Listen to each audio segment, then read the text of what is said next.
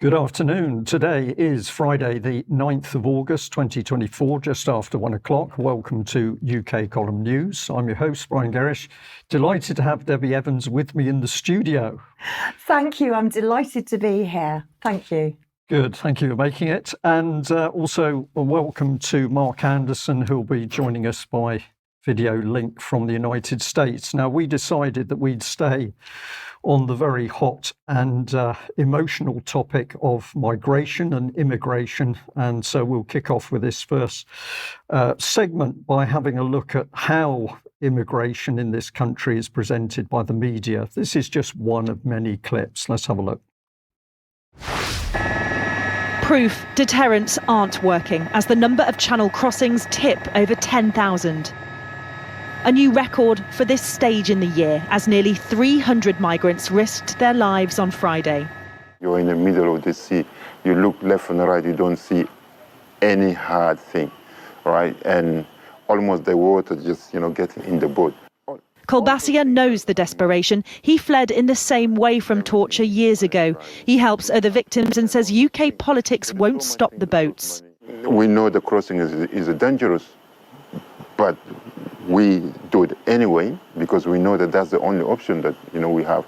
There's nothing that can stop us in order to get somewhere where we feel that we need to get to be safe.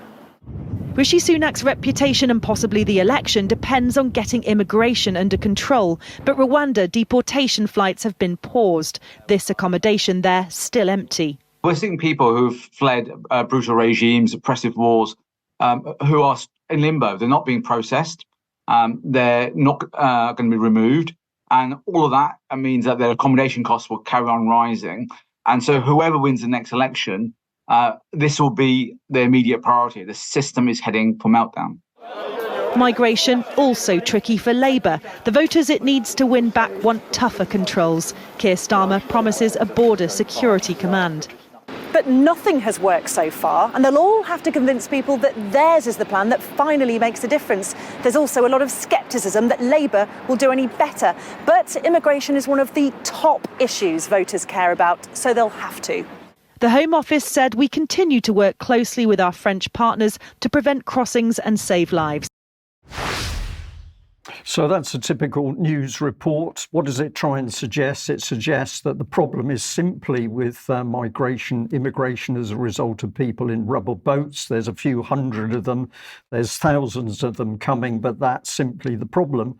But of course, that is not the problem because the boat crossings are a tiny, tiny fraction of the overall migration into the country, which is a much more complicated thing to look at, and we're going to try and do that today. Now, Debi, you came up with another video clip here, which is fascinating. Tell us about it. I did, yes, and I've got a little segment on migration too, which we'll come on to. But while I was looking, I found a very interesting documentary from ARTE, art.tv documentaries, and they've been following migrants in the channel. And I want to introduce you to a slightly different side of the coin. I want to introduce you to Aladdin, who doesn't have a genie, sadly, and Mahmoud. And they are currently in Dover. Have a look at this. This is a new phenomenon on the English coast. Like Mohammed, more and more are making the return journey. Those let down by the English dream. The young man shares the beach with two friends, Mahmoud, a 26-year-old from Jordan, and Aladdin from Syria. Aladdin arrived in Britain 3 years ago and applied for asylum, but like thousands of others in the country, he is yet to receive a reply. Without documents, he can neither work nor settle. He has no prospects, no life. He decided to leave the hotel he was staying in and has now been living on the beach for 6 months. I was thinking I'm gonna get my own house, my own room, my own flat. I'm gonna get a job. I'm gonna do a license. I'm gonna get a nice life. But no, you go to London, you find too many homeless people when they are in the same situation. But actually, they're scared to go back home, to go back to his country, because he ran away from war. Just stay here and die here. No, I don't want to die here. I don't want to die in your country. So that's a very different story. And what does it show? Well, it shows, of course, chaos actually in UK, that we can't deal with the problem, but also these people are essentially being used for an agenda. And we're going to come on to that agenda. Let's look at the figures again. We've shown this one before, but let's put it on screen. So this is from the government. Detections at the border, it calls this, by methods of entry. And if you look at small boat arrivals, which is the strongest line on the graph, we're talking in thousands, up to 15,000, up to 20,000 at one point there in 2022. So it sounds a huge amount, but of course we should have a look at this against the massive total for 1 year of over 600,000. Now, the language is important because they talk about irregular immigration by rubber boats. And Debi in a minute is going to talk in a lot more detail about this manipulation of terminology and language, we believe, in order to make an opaque system to migration and immigration so that the public really doesn't understand what's going on. Now, a big thank you to a viewer who actually sent me this clip. It's from the Sun newspaper. It's going back to May the 7th, 2005. The big headline is, "I'll give you 5, rattled Blair unveils plan." He'd been re-elected for the 3rd time, I think it was, but he was suffering with a drop of support amongst Labour voters. But here was his 5 pledges. And number 4 was, quote, to sort out the immigration crisis. The immigration chaos. Now, if we look in the article itself, he said that he'd learned the British are a tolerant and decent people. I think that's a fair statement. But they believe there are real problems in our immigration and asylum system, and they expect us, that's New Labour under Tony Blair, to sort them out. And we will. That's what he said in May 2005. Let's have a look at a couple of clips of Blair speaking on the subject of immigration.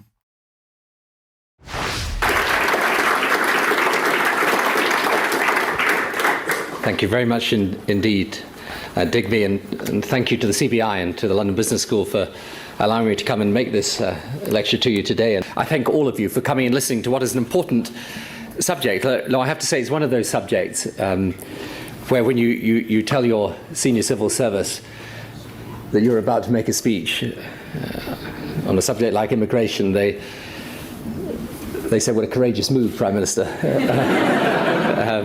But there it is. Anyway, here goes. Immigration and politics do not make easy bedfellows. They never have. We need few reminders of what can happen when the politics of immigration gets out of hand. And let us also be very clear that those who warned of disaster back in the 1960s and 1970s if migration was not stopped, who said Britain would never accept or be a multiracial society, have been proved comprehensively wrong. On the other hand, there is no doubt that on the doorstep in local communities, immigration has suddenly become very high in the agenda. Why? It is not, incidentally, an exclusively British issue. This is a worldwide phenomenon. Immigration has dominated elections in countries like Denmark, Austria, and the Netherlands in recent years. Le Pen rose to prominence in France, as we know. In Australia and New Zealand, it has been a central question, sharply dividing the main parties. Migration flows across the world with increased opportunities to travel, and globalization are driving the issue. So he did actually tell the truth at the end. This isn't a national problem. This is a problem that's been created by the desire for global government, and the migration of people globally is a key weapon in helping create that government. Let's look at the second little clip from his speech. And beneath the surface, I think we all know as politicians, certainly on the centre left, what we fear: that concern slips into prejudice and becomes racism. But we cannot simply dismiss any concern about immigration as racism. In part, what has put immigration back up the agenda, with public concern at its highest since the 1970s, is that there are real, not imagined, abuses of the system that lead to a sense of genuine unfairness. There were real problems with asylum. Some immigration procedures have clearly been at fault. Some rules introduced for entirely legitimate reasons have been subject to systematic, often criminal fraud. And many of these systems simply need bringing up to date. Then there are high-profile examples of the absurd, not many in number, but very damaging in terms of impact, like radical clerics coming here to preach religious hate, or people staying here to peddle support for terrorism. The combination of all these things, with the reporting of them not exactly calculated to douse the flames of concern, lead to a crunch point, and that, frankly, is where we are now. The vast bulk of the British people are not racist. It is in their nature to be moderate. But they expect government to respond to their worries. They can accept migration that is controlled and selective. They accept and welcome migrants who play by the rules. But they will not accept abuse or absurdity, and indeed, why should they? So I think now is the time to make the argument for controlled migration simultaneous with tackling the abuses we can identify, and then longer term put in place a system that gives us the best guarantee of future integrity in our migration policy. That is why we have begun a top-to-bottom analysis of the immigration system, how it operates, how it can be improved, how it can agree migration where it is in our country's interests and prevent it where it isn't. One thing I should say to you is already clear. The overwhelming majority migrate in, and indeed often out of Britain, fairly and in accordance with the rules. But there are areas of abuse, and we can and should deal with them. So what he didn't do is say that he was going to put a stop to inappropriate immigration. What he was actually doing was spelling out the real policy, which was for an increase in it. Now, we've shown some of this material before. We do this very quickly. This is the immigration legacy of Tony Blair, and it's showing just some of the policies that he brought in to supposedly deal with immigration. But what was the result from the time that he came into power in 1997, where we had a net flow into the country of 50,000, by 2004-5, it was up to 200,000. So clearly what he said to the public was a lie. And then if we start to have a look at the UK paperwork, the policy documents on immigration, this is where we start to see the strange use of language here. So it's talking about irregular migration. What is irregular migration? It's unlawful migration. And the unlawful migration has not been in rubber boats, because that is such a tiny percentage. The real movement of people up to over 600,000 has come through government-approved migration, which has been a decision that governments, Labour and Conservative, have made without any discussion with the public. And where have their policies come from? Men like this, Sir Peter Sutherland, who I believe, Mark, that you had the pleasure of meeting briefly some years ago. Yeah, good day, everyone. Yeah, 10 years ago at a Trilateral Commission meeting in Washington, D.C., I happened to get into that meeting. It was semi-open to the public, and I had a brief debate in front of some of his friends with Peter Sutherland. Not exactly a pleasant guy, but a smart guy. Of course, he was head of the World Trade Organization, and I argued, why should Japan grow rice only to export it and then import someone else's rice? And he gave this rather tortuous answer. But I concluded that people like this, moving people around and moving produce around or goods and services, is all the same to them. In other words, they commoditize people, and people are encouraged to migrate and move around the globe in accordance with economic aspirations of the globalists. That's what I got out of it. Okay, thank you very much for that. Well, if we just pop Peter Sutherland back on screen, the organisation that he was then head of, he's now deceased, but he was then head of the Global Forum on Migration and Development. And what was he saying? That migration would be used to break down the nation state.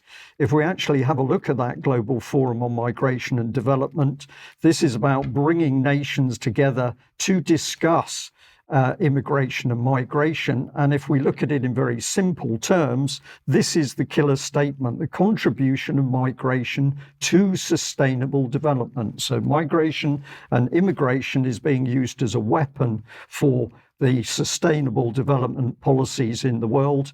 And we've got dynamic multi-stakeholder dialogue. This is the high-level discussions beyond government, where people like Tony Blair were told what the migration policies were due to be.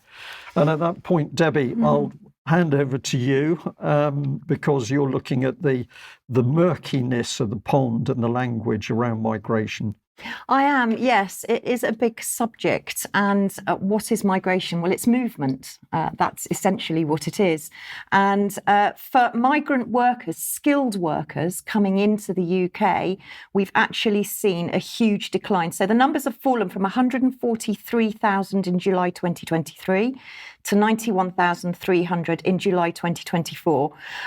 From August the 1st to August the 7th, so this is very recent data, there have been 736 arriving in small boats.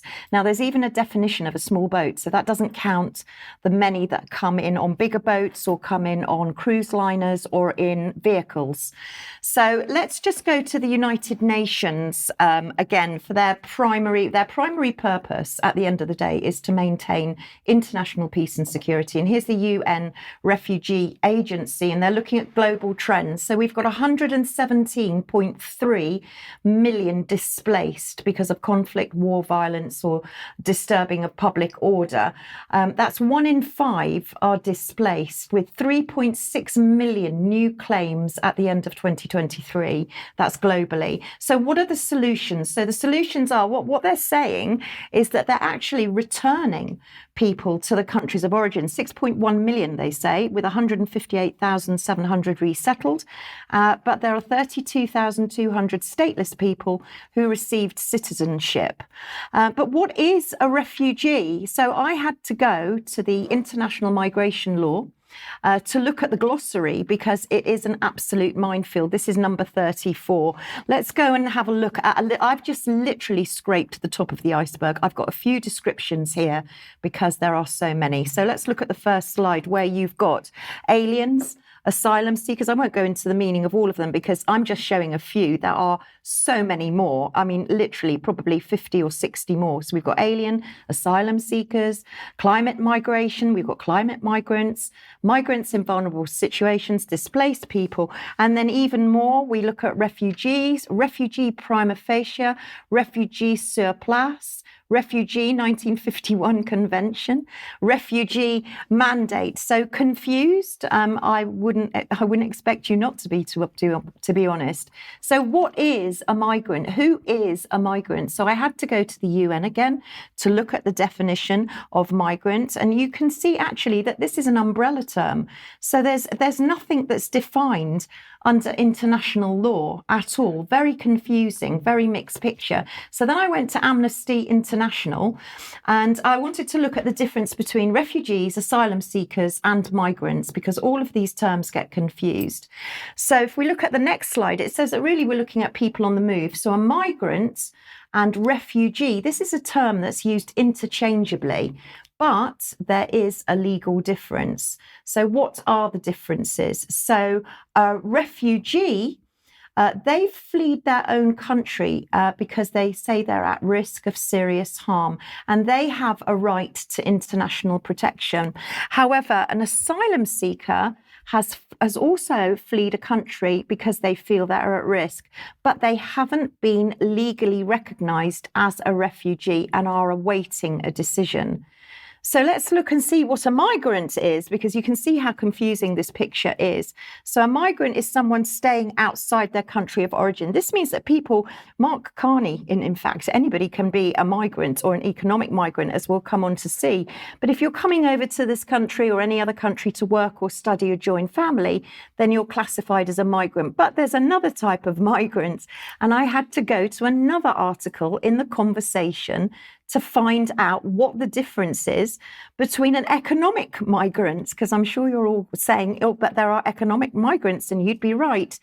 And yet again, if we look into the conversation a bit more, an economic migrant, again, is an umbrella term for people moving. And this is where they use the example of someone like Mark Carney can be an economic migrant, just the same as somebody that's jumping in the back of a lorry or is in a small boat. So migrants that claim asylum have to reach this country before they apply for refugee status. So you can see what they have to do. They have to actually be here to claim asylum. So let's go and look at the UK Gov and let's see what asylum seekers actually get. And I'm just going to run through these very quickly because there's a very handy website that I'll show you in a minute that's got a very good resume of everything. So the UK Government Asylum Support Overview. So what can you get on top of your children being educated and health, NHS? So the next slide will show you that you can get somewhere to live, or you can get a cash allowance. Now you can have a flat, house, hostel, bed and breakfast, hotel, as we've seen, whichever accommodation is available. You get £49.18 a week for each person, or if the accommodation provides meals, that's £8.86. And of course, you do get extra if you're a young mum, or if you're pregnant, or if you've got children. And that's just a little bit of information there. So you can see that if you're pregnant and you're near your due date, you can actually get a £300 one-off maternity grant. But even if you've been refused asylum, it still means that you can stay and you can appeal. And this goes on and on and on. It can span years. But I did find a very handy guide after the OSIP. Sorry, yes, we'll look at the eligibility. So, of course, anyone can ask for asylum, anybody. But then I went to facts4eu.org, very handy website, actually. This is Brexit Facts. They're a think tank. And they've done, on the next slide, a list of annual benefits. So they say that a family of 4 with one child under 1, the total, I won't go into the individual sums because you can see them quite clearly there, but the annual benefits a family could see would total up to £14,698 a year. And they say they don't pay rent, income tax, national insurance contributions, council tax. I'm not quite sure where the mobile phone comes from. And of course, they don't pay prescription. But they do make a very important observation in this report. And the observations are on the next slide. And that says that this is really a report. Their report is about illegal migrants. They want to make that quite clear. These are boat economic migrants is what they're saying. So if you are a migrant and you're coming into this country, what kinds of help can you get? Well, you can get quite a bit of help, especially if you're LGBTQI plus, and if you've experienced sexual-based violence and abuse.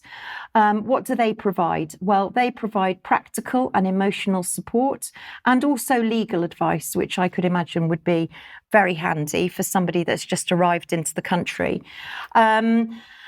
The next slide is also more support. I think you've got the next slide there for migration. Oh, sorry, those are the funders. Yes, those are the funders of the LBGTQ. So you can see this is National Lottery, Barrow Cadbury Trust, and a bunch of others. And there is other support as well. So the next slide will show you that there's a Migrants' Right Network charity. So plenty of help for people if they do need them. But I just want to end this segment on quite a pertinent piece, I think, because I'm sure many of you will be saying, oh, yes, but where are these migrants going and what are they trained in doing? And we mustn't forget that the UK has given the UN peacebuilding crisis a boost to help prevent humanitarian crisis and conflicts.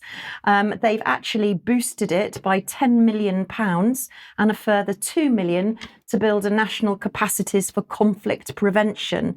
With 160 million that they've invested, the UK government's invested since 2006, it actually makes the United Kingdom one of the biggest donors for the UN peacekeeping. But we'll talk more about it in extra, I'm sure.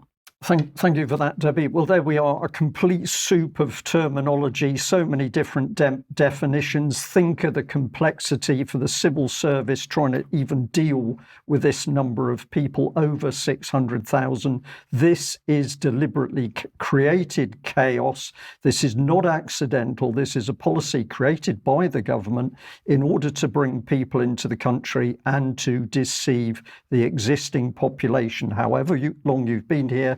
And I want to say to our audience that some time ago I was able to talk to members of the immigrant population in this country, and they themselves, of course, recognised that you could not have unlimited immigration into this country at this level, because they suffer, their children suffer, and their grandchildren suffer. And of course, they are perfectly capable of working that out for themselves, as anybody else can within the UK. Now, Mark, let's bring you in, because, of course, we touched on it. The idea of human beings as being commodities brings us to how the money system of the world is run. Indeed, that is so true. And in extra, I can talk a little bit about Texas and the United States in terms of migration and things like that. Anyway, a few weeks back, I did an advance notice on a seminar in Adelaide, Australia, based on some of the idea of C.H. Douglas, a British engineer. And it has to do with the Douglas social credit and monetary democracy, economic democracy movement that began in Australia, New Zealand, and other crown dependencies around the early 20th century. Anyway, this is from the Australian League of Rights. And one of their quotes, of course, is from the British statesman Edmund Burke: "All that's necessary for the triumph of evil is for good men to do nothing." The blogger in Canada, Henry Makow, added, "All that's necessary for the triumph of evil is to give good men high-paying jobs, and then they won't challenge the system," which is a rather astute observation. Anyway, moving on, I'll also be talking more in the future. There's another conference coming up from the American Monetary Institute in latter September, the 2024 International Monetary Conference, a similar school of thought, though not identical, to the Douglas School of Thought. And that has to do a lot with a law that was born 20 years ago, the American Monetary Act. Now, it was never voted into law, but it was legislation in Congress about 10 or 11 years ago, approximately, by Dennis Kucinich, the noted Ohio former congressman who was RFK Jr.'s media guy and campaign promoter for president for a short amount of time. Anyway, there'll be more on UK Column in the not too distant future on the American Monetary Institute and the American Monetary Act. So that's just a preview of coming attractions there. Now we'll move on from there. And going back to the Australian seminar that just wound up in mid-July, the topics overall were William Waite, The Rise of Useless Work; Professor Zimmerman, Elective Dictatorship or Constitutional Monarchy; Charles Pinwell, which was read by Dr. Oliver Haydorn, an outline of corrective economic approaches; Dr. Oliver Haydorn himself, Untying the Gordian Knot; the one I'm going to focus on today by a Middle Eastern monetary reform expert, Arindam Basu, The Right to Cash. I'll be talking about that in a minute. Professor Tim DiMuzio, Capitalism, Money, and Sabotage. Of course, that's talking about a species of capitalism, monopoly capitalism, not to be confused with free enterprise. And Robert Balzola, Enforcement of Justice, the Magna Carta Tradition. That's an overview of the topics from the recent Australian seminar. Now, The Right to Cash by the Middle Eastern writer Arindam Basu. I give the website there where people can read the entire article. A colleague of the Australian League of Rights actually read that article as a speech at the Adelaide seminar. And this is from that speech.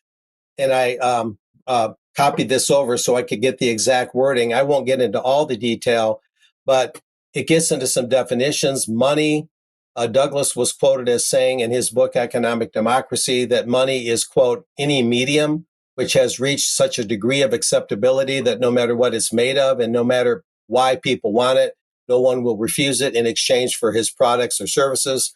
Commodity money, money comprised of precious metals. Fiat money, all non-commodity money. Physical money, all money that's tangible. At present, this primarily consists of notes and coins. Digital money, and this is important as the world moves towards central bank digital currencies, which is all intangible money. An important point is that while all commodity money is physical money and all digital money is fiat money, all physical money is not commodity money. People can freeze the slides and read those things again, of course. We may therefore classify all money into three categories. One, commodity money, metallic money such as coins in gold, silver, bimetallic standards, and so on. Two, physical fiat money, banknotes as well as coins that are outside of metallic standard. This is what we mean by cash. And digital money, intangible money such as numbers in bank ledgers, and increasingly electronic bits and bytes on computer networks of the financial system. Central bank digital currencies are being developed briskly. Now, before I go to the next slide, let me mention, Brian, that the move towards central bank digital currencies, in other words, total digitalization of money and transactions, if that happens in a complete and comprehensive enough fashion, could make proper monetary reform almost impossible. It might put it outside our reach.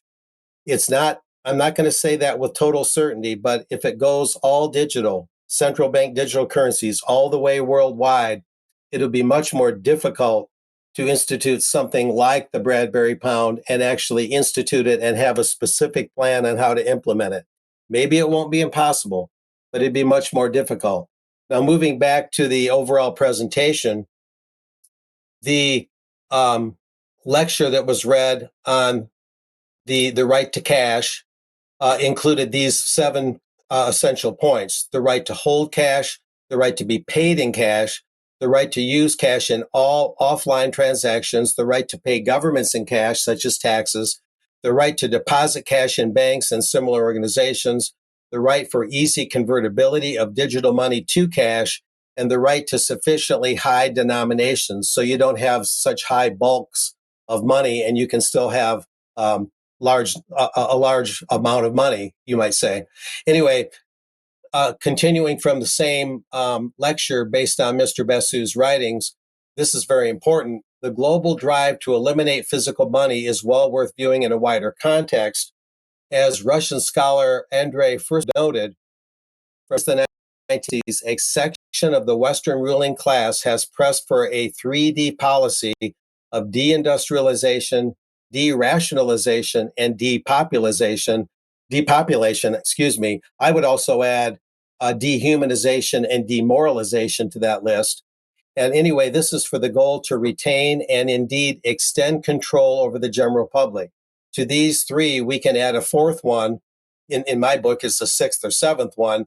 Dematerialization and the push for all digital currency is one example of this.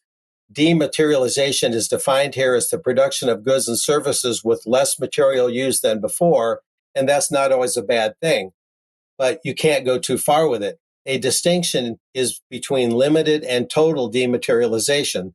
Limited dematerialization means the partial reduction of physical resources used to produce something, but total dematerialization entails the elimination of a tangible form altogether. In other words, digitalization. So you might think of, we used to have CDs to have Microsoft Word and Microsoft Office and things like that. And now we have to lease those things. And we've had books that were first hardcover, then books were soft cover, and now we have ebooks and Kindle and things like that. So tangible products that you can actually own and hold in your hand across the board are giving way to this dematerialization, you might say. It's an interesting concept to consider, and we wonder only how far it might go. But anyway, that is a important and oftentimes lesser covered angle on the whole monetary matter. The right to cash, what it means to have cash, and what it would mean for cash to be eliminated altogether. The outcome could become quite dire if we're not careful. Now, moving on a little bit more, I got just a little bit more to show. These slides are based on some people I've interviewed and met over the years. Ellen Brown, who has a law degree. She wrote a noted book called The Web of Debt. Some of our viewers might be familiar with this one. And she gets into some important points, namely, not only is virtually the entire money supply created privately by banks, but a mere handful of very big banks is responsible for a massive investment scheme known as derivatives, which now tallies in the hundreds of trillions of dollars. The banking system has been contrived so that these big banks always get bailed out by the taxpayers, but the scheme has reached its mathematical limit, she argues. There isn't enough money in the entire global economy, she says, to bail out the banks from a massive derivatives default today. And there's just a tad more. I've also, of course, on numerous occasions met G. Edward Griffin, founder of the twice annual Red Pill Expo. I might be covering the next expo this coming November, that is, in Tulsa, Oklahoma. He's written the seminal book that many consider a classic, The Creature from Jekyll Island. I've learned a lot from that, as well as Douglas's writings and Ellen Brown's writings, all very informative. And right here in the UK, in your country there's John Briggs. I've talked to him a few times. He's written this book, Alice and the Money Tree. It kind of uses rhyme and verse and poetry to get into what's wrong with the money system. And there's one interesting point that's made in here, that the result of this system is that the West is drowning in what he calls fake state and private debt, meaning that the debts have a certain amount of illegitimacy to them and need to be largely repudiated and not paid. So those are some of the key sources that I've used, but by far they're not the only ones, Brian, to sort out this very difficult puzzle known as the monetary system. So back to you.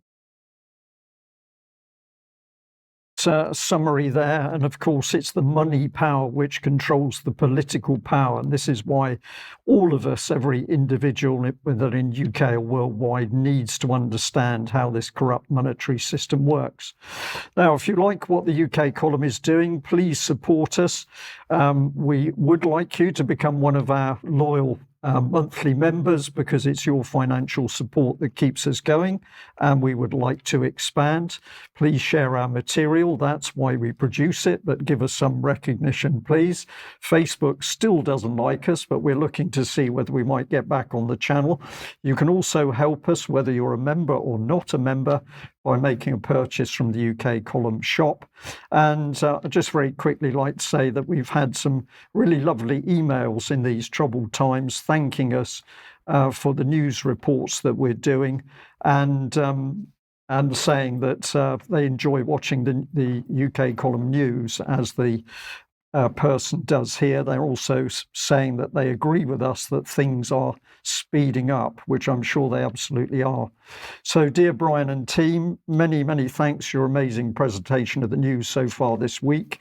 It could not have been easy, but I appreciated all your delivery, and it was understandable that everyone was a little subdued. I'm here in Canada, although originally from the north of England. So people worldwide thanking us. People can freeze that to read all the detail. This one is interesting, Mark, because it's somebody saying they went into their Santander bank recently in southwest London, and they were shocked to see they'd closed 3 counters. The result was that people were queuing up to try and get money, but it was amazingly difficult to do so. But the bank was solving the problem by conducting a customer survey to find out what problems the customers were having. No, we can't make this up. And we'd also like to say, if you haven't got your Agenda 21, Your Life in Their Hands booklet, please do consider buying one through the UK column shop, because there's a lot of really good information about the global political agenda in this document. Now, if you haven't seen this interview with Diane McCaddy and Craig Houston, please have a look, because here is a very sensible man talking about why he intends to stand for election and his recommendations for ordinary people with common sense to effectively take on the politicians who seem to be out of their minds. We've also got Health Revolution episode 4 up. This is about health, in particular pregnancy and birth issues, with Clive Carl and Nikita Stark. So have a look at that. Promoting the Freedom Music Festival for 2024. That's 23rd to the 26th of August. And of course, that's with the Hope team in Sussex. Lots of good music. And also, if you haven't bought a ticket yet, we encourage you to get it on board with the early bird tickets for UK Columns on Location in Bristol, the 19th of October. This year, we're looking forward to meeting people, and we will have some good speakers. And of course, the UK Column is very happy to promote peaceful protests. And this is 12 o'clock Parliament Square, Wednesday, the 4th of September, where we will be heard during Prime Minister's questions. So if you fancy getting up to London for that, I'm sure you're going to meet some good people.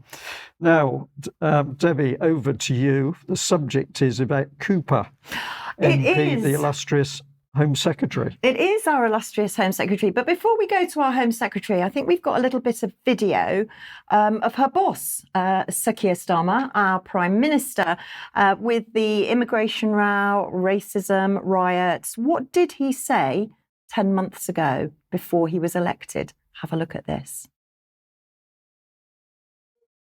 Oh, we don't seem to have it. Don't worry, we'll skip on. We'll maybe come back to that in extra, if that's okay. So let's look at Yvette Cooper. She is our Home Secretary, but who is she? So she started as a policy advisor, actually, with John Smith way back when, and she's risen through the ranks. She's worked with the Clintons in the USA, and she's also worked under our very own Tony Blair. But David Curtin put a very interesting tweet up this week, and I thought I would just deep dive a little bit more. He says, he references the Fabian WEF, young global leader that is currently occupying the position of UK Home Secretary, is to spend 29,400,000 of British people's money to protect mosques after the murder of 3 white children in Southport. So I was curious and I went back to the Telegraph to see the reference to the young global leaders. And there we have Yvette and her husband. I'm sure you'll remember her husband. We'll come on to him in a minute, Ed Balls. They both attended to represent the UK government's 1 million young global leader projects. So we've got that reference. And then I went to look at the Fabian Society, as you do. And of course, Ben has been looking in depth at the Fabian Society, and we can see that Yvette has plenty of dealings with the Fabian Society. That's one of her speeches. And the next slide actually is just another example of her speech, Pathway to Power, where she talked about new politics, kinder, democratic. Well, I'm not sure that they are terribly kind. It's also interesting to know that Yvette is member of Labour Friends of Israel, and we've just got a slide here to show you some of the articles that she's done that. I mean, there's loads on that website with regards to many of our politicians at the moment, so please do go and have a look. And in 2023, she and her husband, Ed Balls, were the 26th most powerful political couple in the United Kingdom. So that's reassuring to know, isn't it? And of course, let's look at her husband, Ed Balls. I took this little slide. Oh, sorry. Yes, we'll look at his biography first, because he's kind of everything now, isn't he? He was our Chancellor of Exchequer. He was Education Secretary. And now he's come dancing. He's a celebrity. He's also a presenter on Good Morning Television. And I'm sure we'll come to that in a minute as well. But when you look back, both of them have had their fair share of scandals. So this is flipped homes. Apparently they flipped their homes. This is back in 2009. Apparently they flipped their homes 3 times, I think it was, in 2 years. But the article does go on to say that they were exonerated. And then I've got a very interesting little slide. I think we've got one of Ed Balls with fire behind him. And I was interested because I thought, oh, fire with Ed Balls, what's this all about? Well, apparently when he was dancing in his come dancing stint, he was dancing so much in the kitchen that he actually broke the cooker. So I just thought it was an interesting slide with the fire. I'm sure you'll appreciate the symbology there. And I also want to point out that both of them, husband and wife, are current members of the Privy Council. We mustn't forget about that either. So we've witnessed our Home Secretary getting very cross at the public.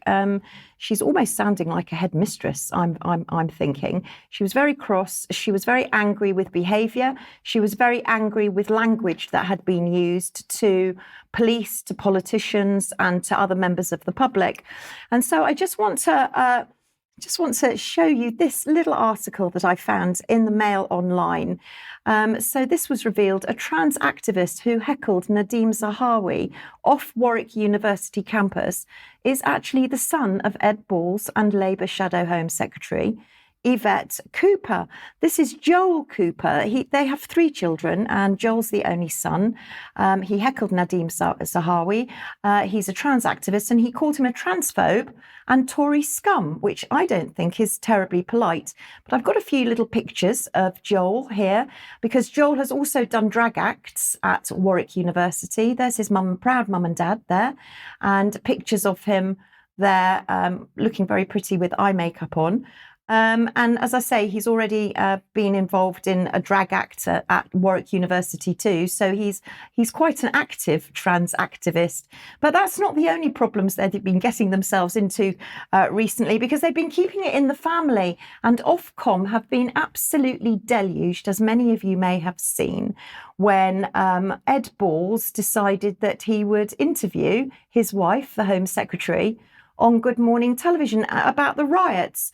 And, well, I'm ever so sorry, but hold on tight. Here's a short clip just to show you if you did miss it. Can I ask, because we've talked about this a few times in the last few days, like many of our viewers will have done at home since those terrible killings in Southport, there have been identifiable individuals on social media who have been inciting not just riot, but violence. They've been using racist language. They've been using falsehoods about what happened in Southport. This is happening on the social media platforms. What can be done, what should be done now by the social media companies and the police and the government to stop this happening? Because it's been happening for a week.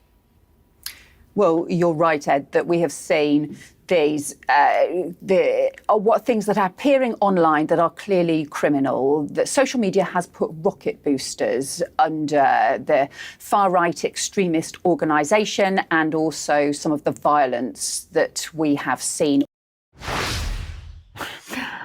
So that has generated a lot of public opinion, as you can probably imagine, and Ofcom have absolutely been drowned out, quite rightly.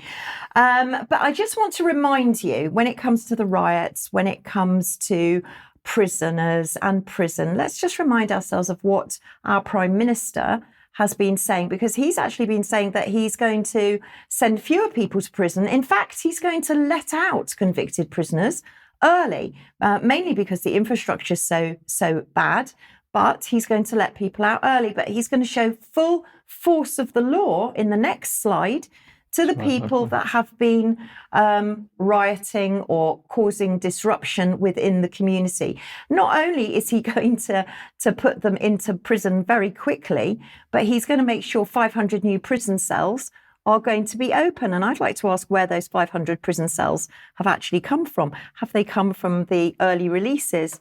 And as a final, I just want to remind you of, we have shown you this before, but I wanted to remind you of Crisis Cast. Now, Crisis Cast are, they do simulations of crisis incidents. They have specialist teams, and they work with a number of very important people, as you will see here. I mean, I'm not going to go through all of them, but you can see Deloitte, you can see the Army, you can see the National Counter-Terrorism Security Office, CERN. So a lot of acting and crisis simulations going on. Perhaps we can discuss that more in extra too. Thanks very much. Well, it doesn't give us any confidence at all, not in the leadership of acting in crisis simulation. Prime Minister. Politicians, they need to be replaced. Okay, crisis. Well, that's certainly the Middle East. So, Mark, let's bring you back on. And I think you've got some interesting things to tell us about Greater Israel. Yes, indeed. The idea of Israel being expansionist beyond its current borders is a theme that's come up many times over the decades, and it's largely attributed to the radical Zionist movement. Well, if it's only a radical fringe or only part of the overall Israeli policy, why is the image of a greater Israel popping up everywhere? The slide to the left here was off social media. Of course, the British government tells us you can't trust anything there unless it's their own. But I thought, well, is that real? And then the slide to the right comes from the Times of Israel, the actual Jewish press. So evidently it is. And the headline there is Smotrich. This is a financial minister under Netanyahu. He says there's no Palestinian people, no such thing, he claims, but he declares his family are the real Palestinians. But how can there be real Palestinians if there are no Palestinian people to begin with, right? What's his logic? Anyway, this is also from the Times of Israel, which, by the way, the Jewish press will oftentimes reveal more about what's going on in the Israeli government than the Western press overall. And it's kind of an ironic thing. But anyway, speaking in Paris at a private memorial service for prominent right-wing Likud activist and Jewish Agency board member Jacques Kupfer, who passed away after a battle with cancer, this finance minister under Netanyahu, Mr. Smotrich, said there was no such thing as Palestinians because there's no such thing as the Palestinian people, quote unquote. A rather bold remark, I might add. A comment that was met with applause and cheers from attendees. Do you know who are the Palestinians? Asked the head of the ultra-nationalist religious Zionism party and Israel's finance minister. This is, of course, Mr. Smotrich. I'm Palestinian, he said, also mentioning his grandmother who was born in the northern Israeli town of Metula 100 years ago, et cetera, et cetera. And I highlighted the part Smotrich was speaking from a podium that featured a map of Greater Israel that included the territory of modern-day Jordan, in accordance with the hardline aspirations by some early Zionist groups. And I put the link down there if others want to see the entirety of this article by the Times of Israel.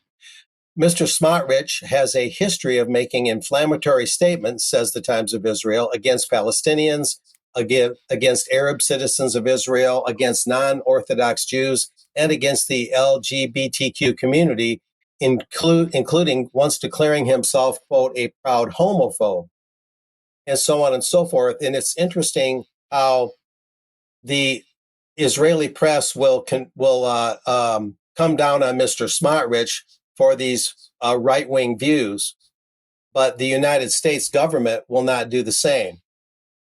Even though the United States government will tell you that any other right-wing government on earth is something to be feared or something to be dealt with in a very stern manner. It's funny how the Israeli state, being labeled right-wing, gets a pass, and they can basically do whatever they want. But if you're Viktor Orban or any other right-wing government, you're something to be feared. You're a menacing entity. Anyway, the image on the podium of Mr. Smotrich, the finance minister, is not the only place where the image of Greater Israel is popping up. This social media item here shows Israeli soldiers wearing a badge on their uniform, showing a map of Greater Israel, which includes parts of Egypt, Saudi Arabia, Iraq, Syria, and Lebanon. Greater Israel in its entirety includes the entirety of Palestine, the entirety of Jordan, parts of Iraq, parts of Lebanon, parts of Syria, parts of Egypt and Turkey, and even parts of Saudi Arabia. Now, that might seem like an unrealistic thing for Israel to achieve, but it's interesting that it's even on some of the Israeli uniforms, which does indicate kind of an ideological goal, if you will, a geopolitical goal. And this is from Roya News, offering further confirmation that this is happening. Greater Israel map display, soldiers' uniform patch raises alarm. And we'll keep moving from there. This is from that same source. The image of the soldier with the controversial patch surfaced on social media, quickly igniting a storm of reactions, we're told here. Critics argue that the map reflects an expansionist agenda, and get the irony here, reminiscent of historical imperial ambitions, drawing comparisons to Nazi Germany's concept of Lebensraum, or living space. The concept of Greater Israel is rooted in certain interpretations of Zionist ideology, which assert the biblical promised land, extends from the Nile River in Egypt to the Euphrates River in Iraq. This interpretation has been a subject of contention since the founding of the Israeli occupation, with proponents viewing it as a fulfillment of religious prophecy and critics, however, condemning it as a justification for territorial expansion at the expense of neighboring states' sovereignty.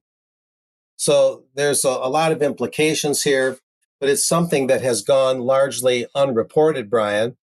And one wonders if in the dusty blueprints of the Israeli state, or maybe not so dusty blueprints, whether this is the ultimate goal of Israeli military maneuvers right now, and what's going on in Gaza and what led to that has been largely just an excuse or a springboard for that. Of course, time will tell. It may seem doubtful in a way, but it's something to keep a very close eye on. Netanyahu is not getting any younger, and he wants to keep that foreign aid from the United States flowing in. And we'll just see if this becomes a reality, if Israel would flex its muscle that much. But it's interesting where this is popping up, and we'll see where it goes.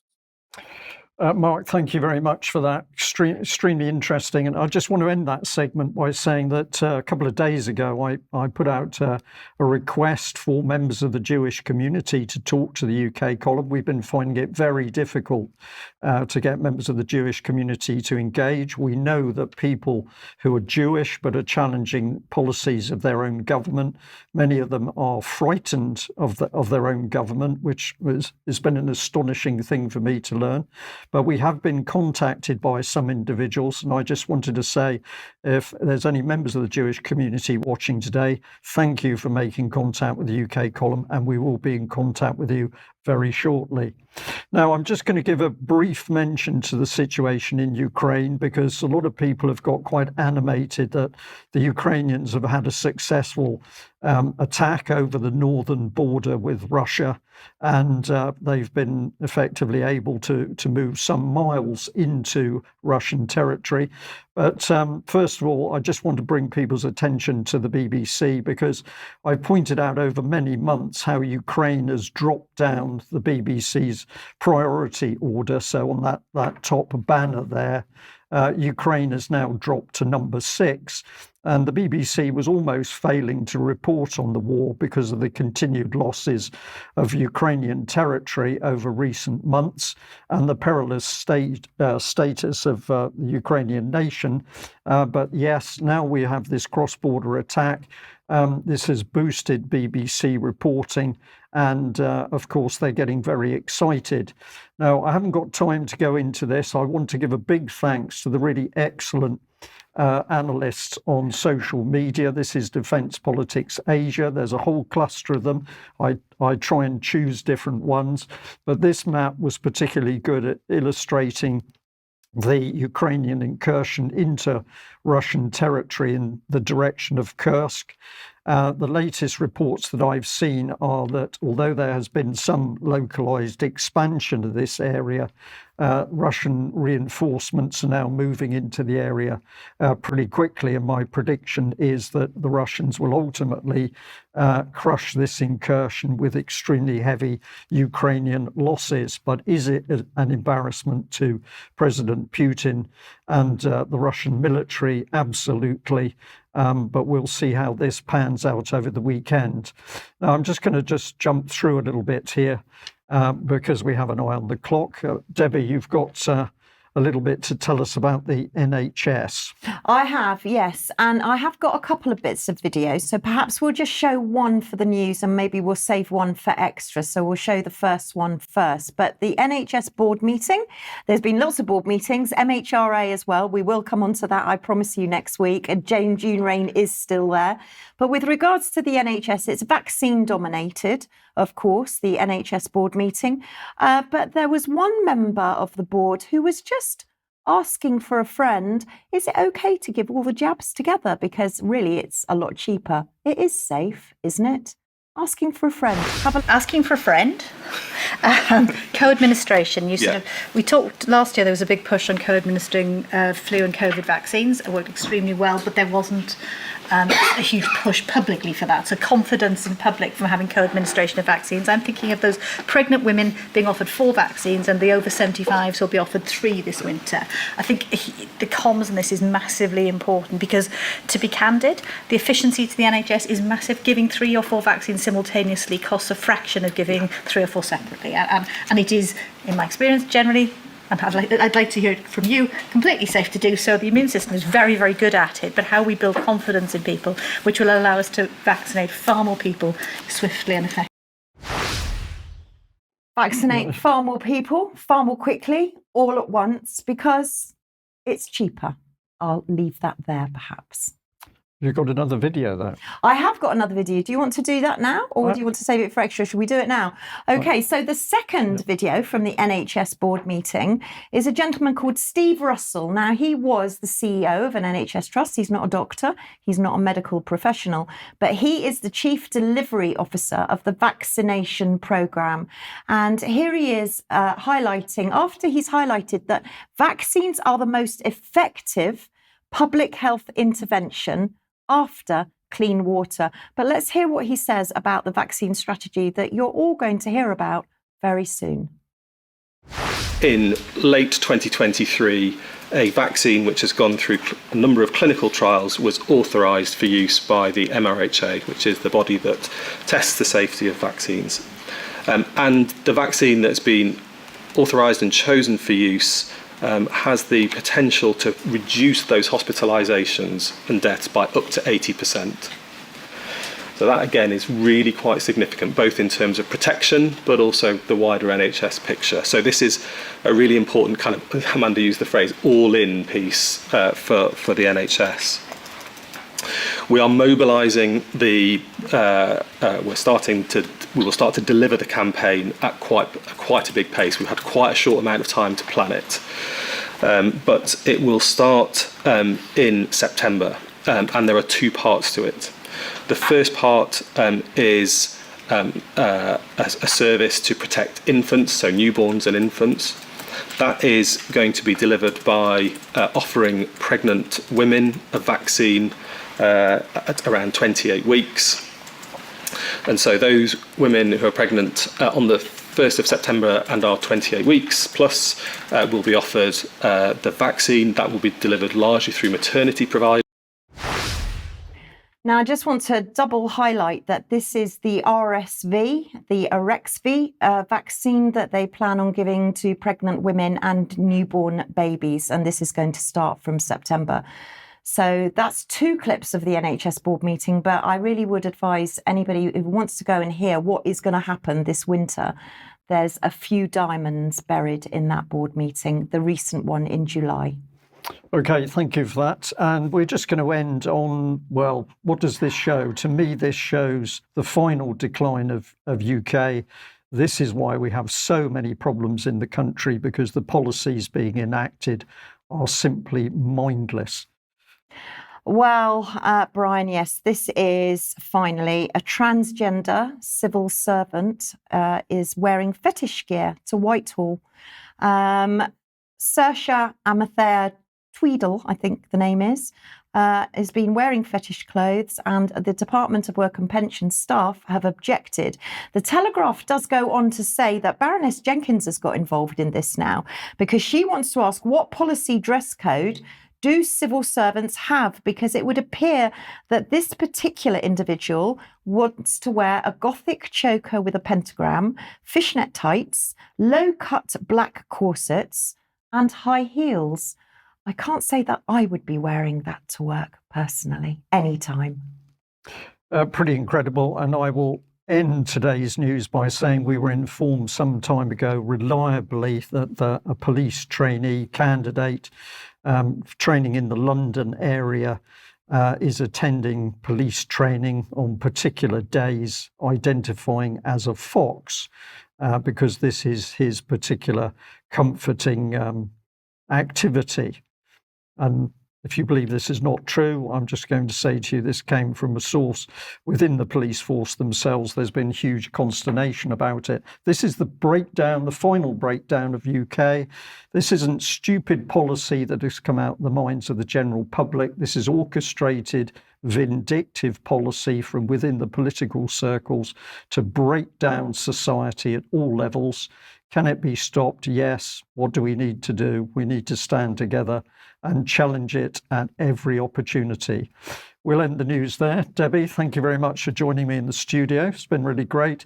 And also, Mark, thank you for joining us. If you're a member of UK Column, please stay with us. We will be back shortly for UK Column Extra. Thank you for joining us. Bye-bye. Bye-bye.